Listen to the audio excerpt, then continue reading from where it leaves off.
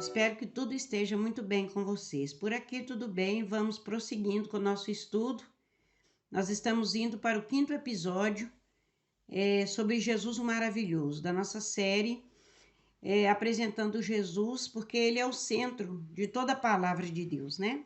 Ele é a palavra de Deus, ele é o verbo de Deus, como nós já mencionamos aí anteriormente.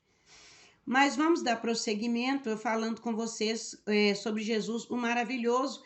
Estamos falando em Isaías capítulo 9, versículo 6, sobre a união hipostática.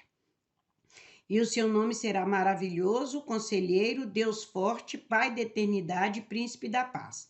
Então, continuamos aí com esta sequência. Nós vamos estar falando agora, né? Porque um menino nos nasceu, um filho se nos deu. O governo está sobre os seus ombros e o seu nome será maravilhoso. Então, falando sobre as maravilhas do Senhor, nós já mencionamos algumas delas apenas, porque nós não conseguimos mencionar, porque são inúmeras. João nos ensinou que se tudo que Jesus fez e falou tivesse sido escrito, em todos os livros do mundo não caberia tudo o que ele fez. E nós sabemos que isso é verdade, né?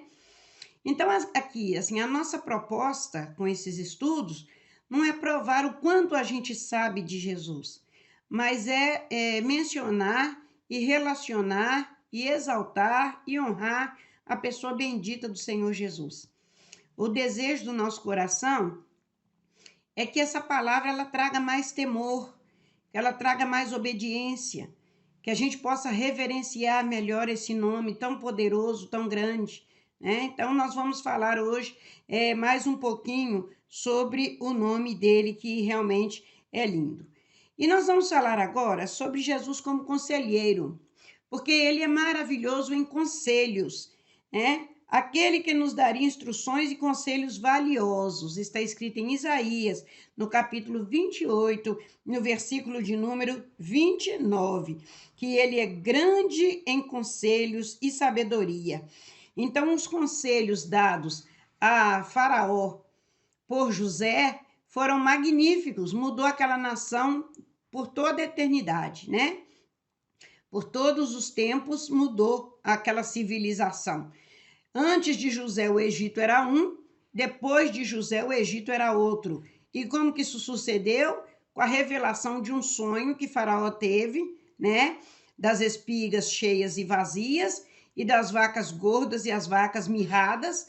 Isso mudou completamente o Egito através dos conselhos que o Senhor usou José para revelar. Você vai achar isso em Gênesis 41, 37.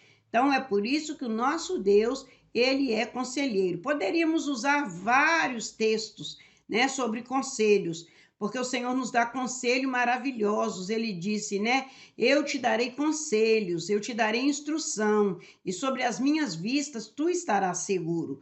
Então, quando a gente obedece a palavra do Senhor, escuta o conselho que Deus usa as pessoas, né, usa os pais, usa os professores, usa as autoridades, usa os pastores, usa os amigos, os profetas para nos dar conselhos valiosos, a gente deve colocá-los em prática, porque quem está falando aqueles conselhos é quem sabe o que está falando. Jó disse, aqui quem fala com vocês, quem é senhor do assunto, quer dizer, de todos os assuntos, Jesus conhece na sua profundidade. Então, quando ele fala conosco alguma coisa, ele fala porque ele tem conhecimento de causa. Ele é senhor do assunto. Ele sabe o que está falando. Amém? Então, quando fala que Jesus é conselheiro, quando você pede um conselho para Deus, eu já vi pessoas serem curadas, falei isso no episódio anterior, eu já vi pessoas ser curadas com remédios assim tão simples, né? Quando a gente for falar sobre Jesus, o médico dos médicos, a gente vai mencionar sobre isso. Já vi pessoas receber assim conselhos tão maravilhosos, né? Faz desse jeito e a pessoa fazer e dá certinho. Por quê? Porque Jesus, ele é mestre, ele é Senhor, ele sabe tudo de todos. Ele, como eu falei, ele é onipotente, onipresente, onisciente e eterno. Então, desde a eternidade, ele é Deus. Quando a gente for falar do Pai da eternidade, daqui a pouco a gente vai falar sobre isso, você vai poder entender do que é que eu estou falando. Nós vamos falar sobre esse Deus forte, né? A Bíblia fala que esse Deus, esse menino que haveria de vir, né, o governo estaria sobre os ombros dele. Ou seja, toda a autoridade estaria sobre ele. Ele estaria cingido de autoridade. Ele seria a maior autoridade de todos os tempos. Se você for lá na doxologia final do livro de Judas, que é uma das epístolas gerais, está lá no finalzinho, quando a gente for estudar sobre Judas, lá no final, quando a gente já estiver terminando, fechando esses estudos, você vai ver a doxologia. O que é a doxologia? É a saudação final. Para mim, ela é a mais bonita de toda a Bíblia, porque ele fala que o Senhor ele é de todos os tempos, todas as eras, todos os séculos, todos os escalões, todas as hierarquias. Ele é maior do que tudo e do que todos. Isso para mim assim é de uma grandeza infinita que eu sou muito pequena. Eu não consigo mencionar. Às vezes me falta palavras para me expressar o que eu quero falar, tamanha a grandeza do meu Senhor, né? Ele é tão forte que a Bíblia nos ensina em Isaías, aquele cuja glória fugiu os céus e a terra e não achou lugar para si.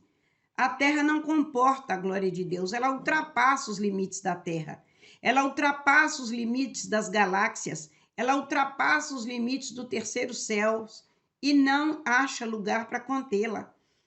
Para a gente ter uma ideia da grandeza e do poder desse Deus, o mar, o oceano, é como uma gota que cai do balde. Pensa isso. Que tamanho que é essa mão? A gente não pode entender. É muito grande isso para a nossa mente humana, entender isso. A gente tem que receber mesmo pela fé. Porque se a gente for tentar entender, a gente não consegue. Então, a Bíblia fala que ele seria Deus forte. Ele não seria um Deus como os outros deuses. Ele seria um Deus tão poderoso que ele faria coisas inescrutáveis, disse Jó, e maravilhas que não se podia contar. Jó, capítulo 5, versículo 8. Você vai achar este texto. Ele é muito maior do que os deuses das civilizações. Ele é muito maior do que tudo que você pode imaginar e ouvir. O braço do Senhor é muito forte, né? O Senhor disse, com eles estão os deuses dos povos, braço de carne, capítulo 17 de Jeremias. Mas conosco está o braço do Senhor, e o braço dele é forte. Um braço tão forte que não se curva. Um braço fraco é capaz de se curvar diante das dificuldades, adversidades, visto que eles não eram deuses, né? Eles não eram deuses. Então, quando Senaqueribe, que era o porta-voz do rei da Síria, ele falou que ele ia despedaçar o povo de Deus, que ele ia despedaçar a Jerusalém. Israel, ele ia fazer nada, como ele tinha feito com os outros deuses. Porque ele achava que o Deus de Israel era um Deus como os outros deuses, que eles entravam e despedaçavam as nações. Ao invadir Jerusalém, a capital de Judá, o reino do sul, o rei da Síria, através de Senaqueribe, você vai achar esse texto em Isaías 36, versículo 1, ele afrontou o Senhor, dizendo que como ele fizera com os deuses das nações, ele ia fazer também com o povo de Deus. Ele falou isso através de Rabsaqué, a Ezequias, que ouviu Senaqueribe, que ele ia desmoralizar o Deus de Judá. Só que ele não sabia que o Deus de Judá é o leão da tribo de Judá. E quando ele levantasse a sua voz, eles iam conhecer. O que Senaqueribe não sabia é que os deuses das outras civilizações eram imagens de escultura, eram deuses fáceis de destruir, porque não eram deuses. Então ele perguntou, onde estão os deuses de Ramate, de Arpade? Onde estão os deuses de Sefarvaim? Acaso eles puderam livrá-los das minhas mãos? Isaías 36, 19 e 20. O que Senaqueribe, rei da Síria, não sabia é que o Deus Todo-Poderoso também tem um porta-voz. E o porta-voz dele é Jesus, o leão da tribo de Judá. O símbolo da Síria era um leão alado. Ele tinha asas que saíam das suas costelas. Por isso, eles se achavam poderosos, capazes de passar por cima de todas as nações. Então, ele afrontou o Deus de Israel quando ele foi destruir Judá, e ele disse: nós vamos despedaçar essa nação como nós fizemos com todas as outras. Onde estão os deuses de Ramate? Onde estão os deuses de Ava, de Sefarvaim? Mas eles não eram deuses, eles eram apenas ídolos, feitos de materiais humanos, ou de rocha, ou de pedra, ou de madeira, ou de barro, ou de ouro, ou de prata, ou cobre, ou zinco, sei lá o quê. Mas eles não sabiam que o Deus de Judá era um Deus de um braço forte. Ele era um Deus forte. Ele é um Deus forte e ele sempre será um Deus forte. Porque Hebreus, capítulo 13, versículo 8, diz que o nosso Deus é o mesmo ontem, hoje e será Deus eternamente. Ele nunca mudou e nunca vai mudar. Eles não sabiam que ele tinha um porta-voz. E que quando o leão rugisse, eles iam conhecer o Deus de Judá. Eles não sabiam isso, mas eles ficaram sabendo. E quando aconteceu, eles puderam entender que eles não iam passar por cima daquela nação, como eles fizeram com as outras nações, que aquele leão alado, com asas nas costelas, não era maior do que o leão da tribo de Judá. Nada é maior e mais forte do que o rugido do leão da tribo de Judá. O verdadeiro leão, que é símbolo de poder e majestade, o rugido dele é mais forte. Por isso ele é o Deus forte. Quando ele levanta a sua voz, o Salmo 29 diz: a voz do Senhor é poderosa, a voz do Senhor é cheia de majestade.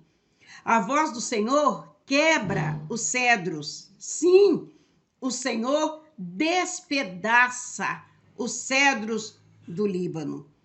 Ele não só quebra, como ele despedaça. O cedro, que é uma madeira de lei, que nasce abundantemente nos montes do Líbano. Ele é rígido, ele é de uma rigidez muito grande, mas a voz do Senhor é tão poderosa que ela é capaz de despedaçá-los sem auxílio de mãos. É glória. Ele é capaz de fazer farelo daqueles cedros só com a voz dele. A impedância, a vibração das ondas sonoras que saem da boca do Senhor faz os cedros em pedaços. Você pode imaginar a impedância, só aquela vibração do som da boca dele faz os cedros tremer e despedaça. É muito grande para a gente descrever com palavras. Não tem como a gente descrever isso, né? Ele destroça, ele esmiuça, sem um único toque das suas mãos. Tamanho é o seu poder e força. Salmo 29, versículo 4 e 5. A sua voz é tão forte que é comparada com o estrondo do trovão, quando troveja forte e faz a terra tremer. Jesus é o porta-voz de Deus. Hebreus, capítulo 1, versículo 1. E é tão forte que quando ele fala, da sua boca saem relâmpagos e trovões. Contínuas rajadas de fogo. As chamas de fogo que saem da boca desse Deus forte são tão poderosas que não há padrões humanos, não há padrões para medir, para mensurar, para definir. Não tem como, não existe um aparelho na Terra que consegue medir a impedância da voz do Senhor, a vibração da voz dele que sai da sua boca. E não somente sai essas rajadas de vibrações, também ele despede chamas de fogo. Sai fogo da boca do Senhor. É muito forte. Você pode imaginar um relâmpago? Alguém consegue medir os graus de um relâmpago? Ninguém consegue medir. Ninguém nunca conseguiu medir quantos graus tem um relâmpago. Eles têm aproximação, mas medir eles não conseguem, porque é muito, muito forte. Alguém pode medir quantos graus Fahrenheit tem o Sol? Alguém tem algum instrumento para conseguir, sendo que ninguém consegue nem aproximar do Sol? A Bíblia fala que o rosto do Senhor brilha como o sol na sua força. E olha que o sol é uma estrela de quinta grandeza, a gente aprende isso. E a de primeira grandeza? É Jesus, a resplandecente estrela da manhã. O sol é quinta grandeza. A primeira grandeza é o Senhor. Ele é a estrela que brilha, a estrela da alva, que muitas pessoas dizem estrela d'alva. Você já observou que ela é a primeira que aparece no céu e é a última que desaparece na madrugada? Porque Jesus, ele é um símbolo de majestade. Ele tem a primazia em tudo. Em tudo ele é o primeiro. Colossenses nos fala assim. Então, a descarga de um relâmpago elétrico, ela é mais quente do que a lava de um vulcão, que chama magma. É muito mais quente, são milhões de graus Fahrenheit. É uma medida tão potente para medir força e calor que se tem notícia na Terra, é essa escala de Fahrenheit. Mas nem ela não consegue medir a grandeza, a força, a majestade, o poder do Senhor. Não consegue. É a mesma coisa a pessoa querer medir o calor de um vulcão. Quem consegue chegar perto de uma lava de vulcão para colocar um termômetro lá e medir? Eles fazem a aproximação, mas saber quantos graus tem não consegue, porque ninguém consegue medir nada disso. A Bíblia fala que ele vai destruir o governo confederado que vai se levantar nas nações para dirigir um poder único só com o sopro da sua boca. Ele só vai soprar assim, ó. E o governo das confederações vai desaparecer, o poder centralizado. A voz do Senhor é tão poderosa que faz tremer o deserto. Faraó viu isso. Faraó viu o deserto de Cádiz tremer. A Bíblia fala, o Senhor faz tremer o deserto de Cádiz, Cádiz Barneia, onde o povo estava acampado. Aquele lugar tremeu pelo poder do Senhor. Tremeu aquele lugar. O povo estava acampado e Faraó vinha, chegou nem perto. Ele tinha falado, afrontado Moisés, e falou com Moisés, olha, a próxima vez que eu ver o seu rosto, você vai morrer. E realmente foi mesmo, a sentença foi ele mesmo que deu. A próxima vez que ele viu Moisés, ele não viu o rosto de Moisés, porque ele já tinha entrado no mar quando o Faraó chegou. Mas quando ele avistou o povo de Deus, foi a última vez, nunca mais ele viu. Porque a voz do Senhor fez tremer aquele deserto. Ele conheceu o poder do Deus que ele afrontava. Ele resistiu de todas as formas. Mas o poder das nações é abalado. Por isso que diz que ele é o desejado das nações. As nações desejam o Senhor. Mas elas não desejam obedecer, elas não desejam servir, elas desejam a ostentação, o poder, a glória, a majestade. Eles querem governar o mundo, mas sem Deus. E sem Deus eles não vão conseguir, porque ele é o governo central. Ele rege não só a Bíblia, como a vida de todas as pessoas, de toda a humanidade, em todo o tempo, em toda a era. É isso que Judas está falando lá, no livro de Judas, na doxologia final. É a mais linda para mim, ela é lindíssima. Ela fecha, porque é bonita demais. Nós vamos falar um pouquinho sobre ela no nosso próximo episódio.